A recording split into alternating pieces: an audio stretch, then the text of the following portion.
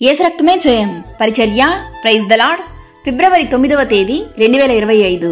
ఈరోజు దేవుని వాక్యము, యేసు వారి విశ్వాసము చూచి, కుమారుడా ధైర్యముగా ఉండుము, నీ పాపములు క్షమింపబడి ఉన్నవని పక్షవాయువు గలవానితో చెప్పెను. మత్తయి సువార్త 9వ అధ్యాయం 2వ వాక్యము. అవును క్రీస్తునందు ప్రియులారా, పక్షవాయువు వ్యాధితో మంచము పట్టి ఉన్న ఒక మనుష్యుణ్ణి యేసయ్య వద్దకు తీసుకువచ్చుటకు జనులు గుంపు కూడి ఉన్నందున వారు యేసయ్య ఉన్న ఇంటి పై కప్పు విప్పి మంచమును క్రిందకు దించినప్పుడు యేసు వారి విశ్వాసము చూచి, కుమారుడా ధైర్యముగా ఉండుము, నీ పాపములు క్షమింపబడి ఉన్నవని పక్షవాయువు గలవానితో చెప్పెను. అదేవిధంగా ఈరోజు ఈ వాక్యం వింటున్న ప్రియ సహోదరి సహోదరులారా, నీలో ఉన్నటువంటి విశ్వాసాన్నే యేసయ్య ఎదురు చూస్తున్నాడు. ఎప్పుడైతే పాపములు క్షమింపబడతాయో అప్పుడు నీ జీవితంలో కార్యములు జరుగుతాయి.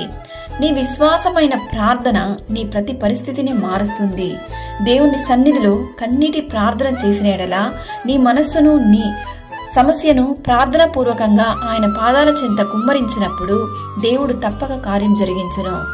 ఆయన స్వస్థపరచు హస్తము ఈ దినాన ఎవరెవరైతే వ్యాధితో అనేక సమస్యలతో బాధపడుచున్నారో వారందరినీ యేసు నామంలో స్వస్థపరచును. కావున దేనిని బట్టి దిగులు చెందకండి, కృంగిపోకండి. నీ దుఃఖాన్ని సంతోషంగా యేసయ్య మార్చును. ప్రభు అయిన యేసుక్రీస్తు కృప మనందరికీ తోడైండును గాక. ఆమేన్. God bless you.